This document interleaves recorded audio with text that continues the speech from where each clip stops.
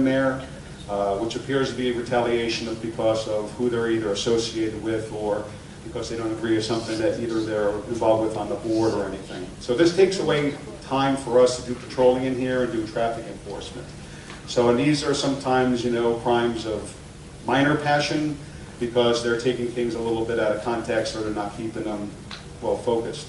We also involved our behavioral services section of the Sheriff's Office. You may have heard about it. It's when we deal with people that either display unusual behavior or post things. We had a recent blog which was brought to the attention of the Sheriff's Office and was analyzed by our analyst here, in which the person was threatening to use violence against the board and also to spill blood. Now, it does not matter what the age of the person is. Anyone is capable of committing a violent crime. And when these type of instances get out of control, we take these things seriously at the Sheriff's Office. We had our behavioral services team go down there, including a law enforcement supervisor, a sergeant, and personnel to interview this person and to document exactly what happened and to get a feel of whether that person needs any type of medical treatment or if it's something where they're just venting. But I'll tell you right now, a blog or anything you put on Facebook is public knowledge. There is no right to privacy. So when our criminal analyst spots this and a report is done by a deputy, we look at all these different reports. What I can tell you is I would ask that you keep your things in a proper perspective. I know that the way things are being broadcasted and shown in the media today and the social networking, you know, there's a lot of violence going on right now. We've had more police officers killed in this year alone and by 15% over the last couple of years. But this is not just against law enforcement, against everybody. Everybody gets upset and they take it as a personal attack. And then what they're doing is they're now committing violent crimes. And, you know, we need to really look at the proper perspective of this, of whether that's the true outlet of how we should be handling this. I know we get frustrated. I also know that in South Florida, it is the hottest time of the year, so sometimes we lose our head a little bit more because it's so hot out. But let's keep things in a proper perspective because of the Sheriff's Office, and we work with all the local communities, including yours, to make it safe, okay? But we do take this very seriously, so.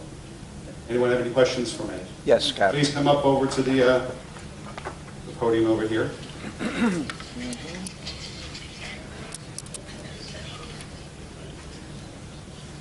Good morning, Captain. You and I have talked before. My name is Ed Grossman, and I'm glad you brought that subject up.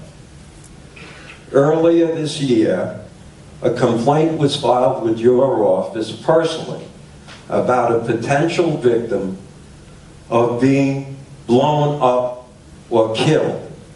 That person is Esther Satowski. I stood up here and I said, you have the ability to find out who sent that email by pressing a button and tracing the IP address. At that time you said to me, I don't consider that a viable threat. I have the article, and that article was written by Olga Walkenstein.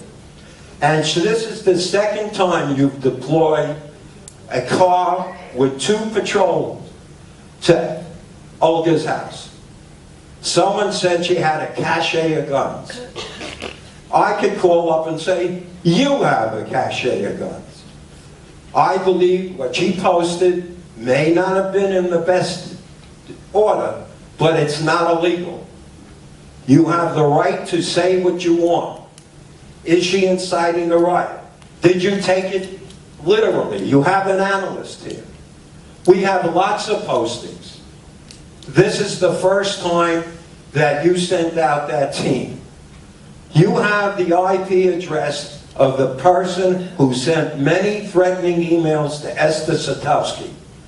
Why don't you have your analyst look at it, and by pressing a button, we could find out who is sending those threatening emails.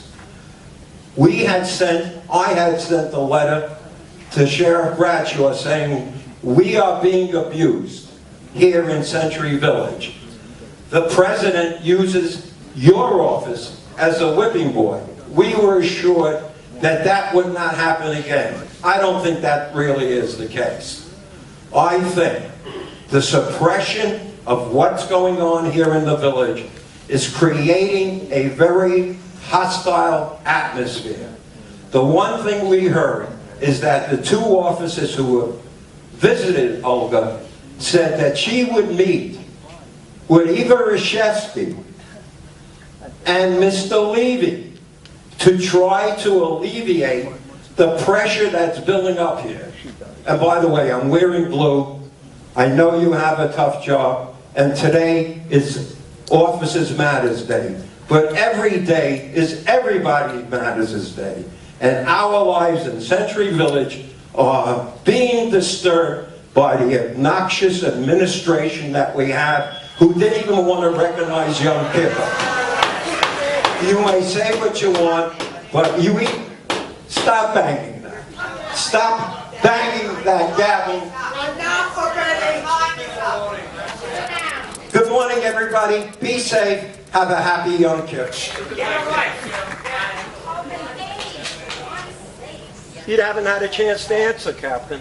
You didn't ask a question. The question is, are we being treated fairly, and will you go back and check who sent the emails to Esther? Okay, I'll take the next question. The next one is behind you, Captain. For Olga.